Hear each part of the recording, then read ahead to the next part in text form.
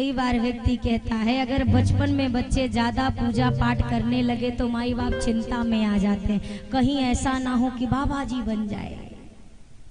अच्छा, किसी संत से आप मिलते हैं तो आप क्या कहते हैं? सत्य बात कहिए, महाराज आप धन्य हैं, आपके माता पिता धन्य हैं, इतना उपकार किया संसार पे, आप जैसे बालक को संत बनाया, जगत का कल्याण कर दिया, तो थोड़ा उपकार एक बार आप भी करके देखिए जगत पे।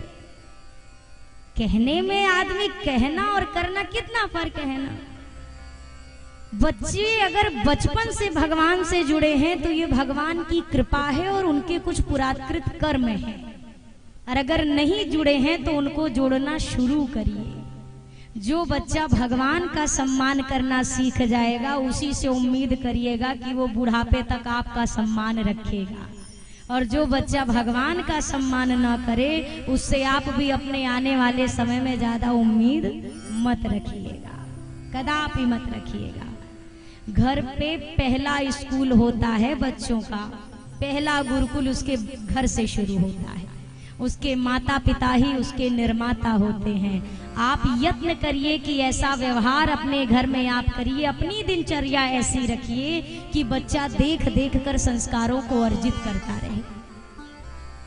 बचपन में किया गया जो भजन होता है ना, वो अमृत की तरह होता है मनुष्य के लिए।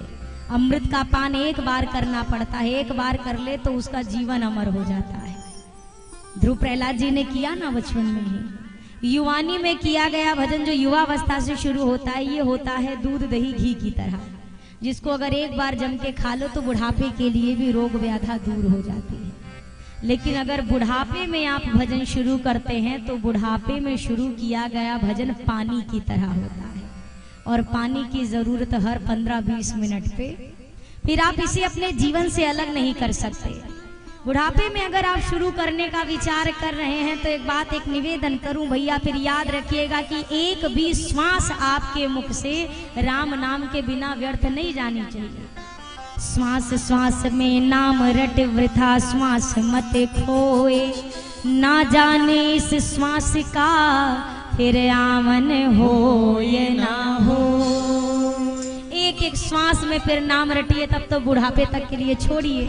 और हमें पता है इतनी सज्जता से भजन हमसे बन पाने वाला नहीं है, इसीलिए अभी से शुरू करिए।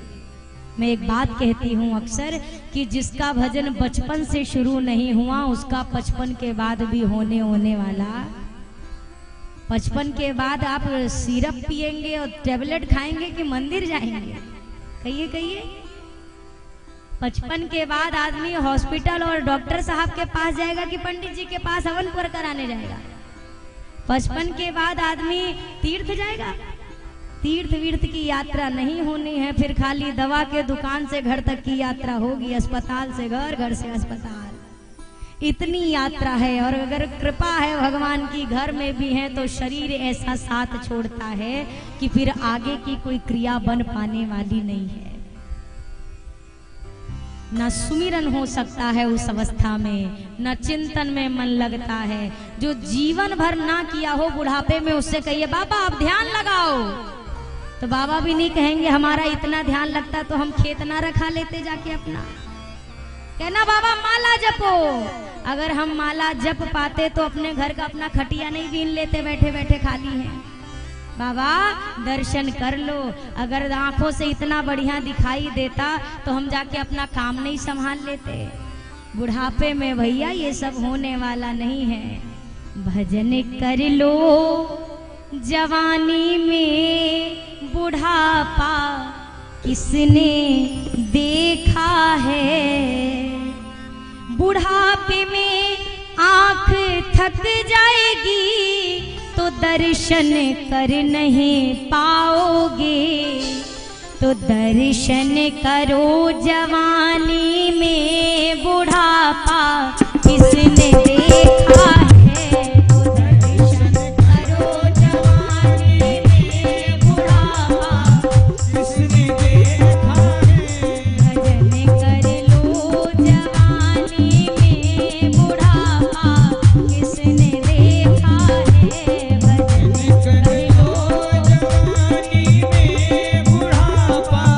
किसने देखा है?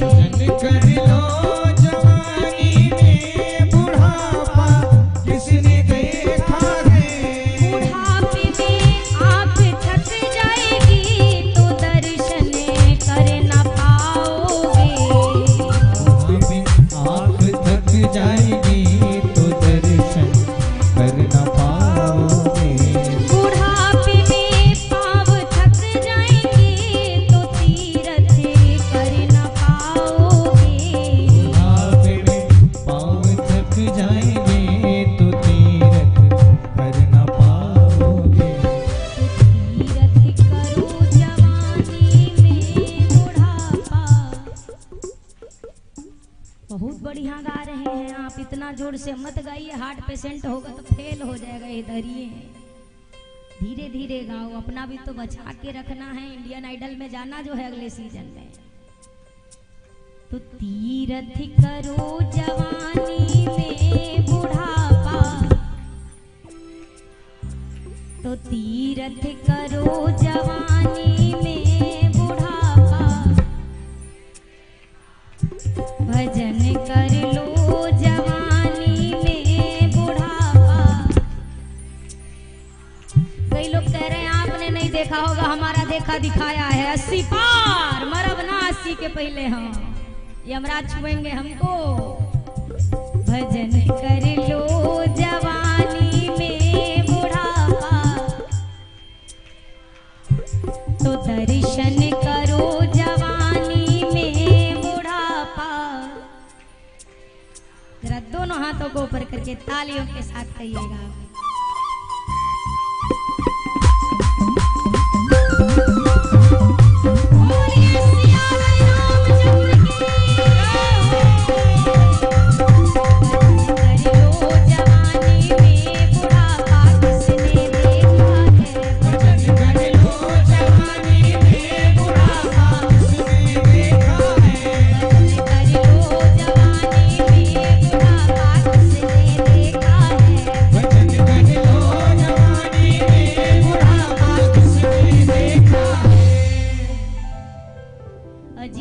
तीरथ करो जवानी में बुढ़ापा, किसने देखा है। कहो बाबा तीरथ कर लो, अभी आपका शरीर बढ़िया भला। अच्छा हम तीरथ नहीं करेंगे, हम कमाएंगे खाएंगे, अपने बेटा को लायक बनाएंगे, हमारा बेटवा हमको तीरथ कराएगा। भुला जाइए, आपका बेटवा अपनी घरवाली को जाएगा शिमला घुमाने की, आपको ले जाएगा तीरथ। जैसे आपका भोजन आपकी जिम्मेदारी है, उसी प्रकार आपका भजन भी आपकी जिम्मेदारी है। इसका ठेका कोनो और का नहीं है। भोजन के लिए ठेका कभी देते देखा? देखो बेटा आज हम बहुत व्यस्त हैं, आज हमको पूरा ट्रैक्टर लोड कराना है, पूरा धान हो रखा है, आज हमरे बदले तुम खा लेना 4 पराठा। कभी बोलता है व्यक्ति? भजन के लिए भी किसी और पर बात ना डाली जाए। दूसरे का किया गया भजन देखो, अगर शरीर सामर्थ्य में नहीं है, शरीर बिल्कुल असमर्थ हो चुका है, बैठने लायक नहीं है, जाने लायक नहीं है, तो आप संकल्प करके किसी और से पूजा कराइए, विप्र से कराइए, उसका फल मिलेगा। पर अच्छे खासे भले चंगे चकाचक शादी में जा रहे, ब्याह में जा रहे, मंदिर नहीं जा रहे, दे दिया दक्षिणा पंडित जी को, आप करा दो हमारी ओरी से, ये अच्छी बात नहीं है। भजन में भी आलस नहीं होना चाहिए, जैसे भोजन में नहीं।